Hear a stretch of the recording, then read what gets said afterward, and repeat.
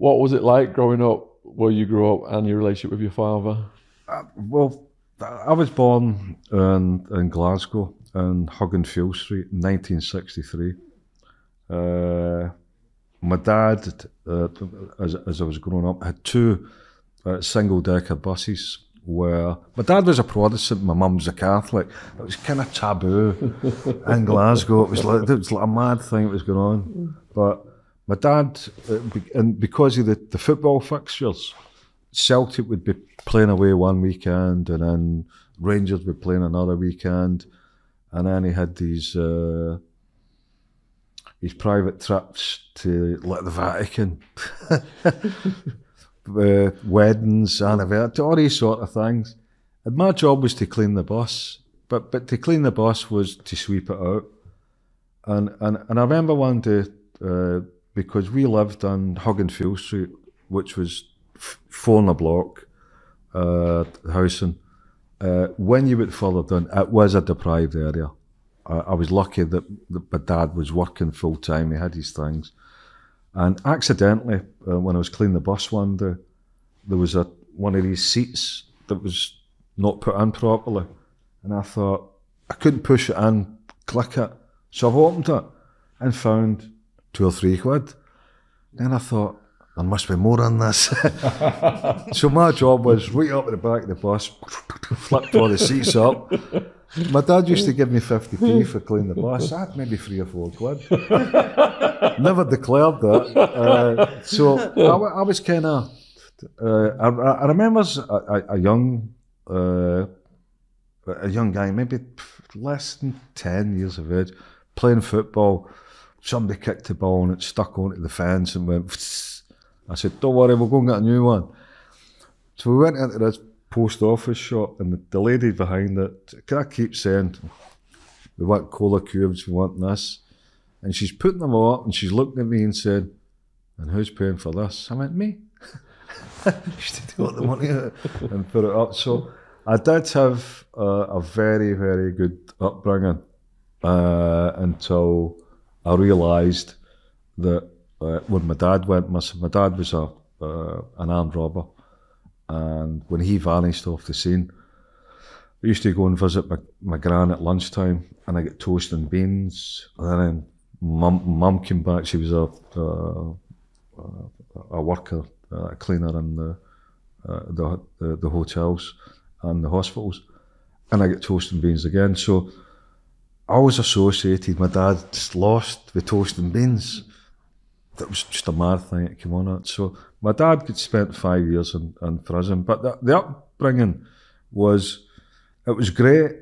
We knew everybody. It was a great community, and then a lot of nonsense started at school. So for the ages of 10, probably till I was about 12, there was a lot of severe bullying going on. Told that many lies to my mum. I fell downstairs, upstairs.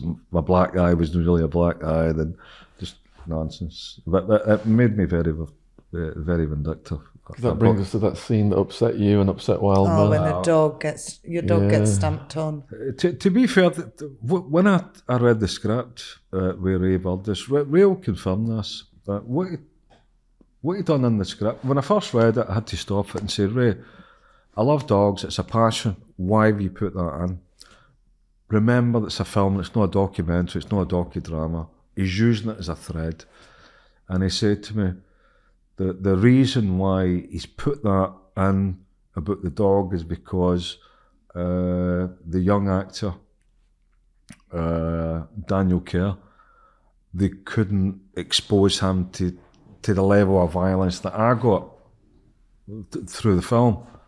But what he did say is, during the course, he got a bit ratty with me, to be quite honest with you. He then said, Paul, can you swear?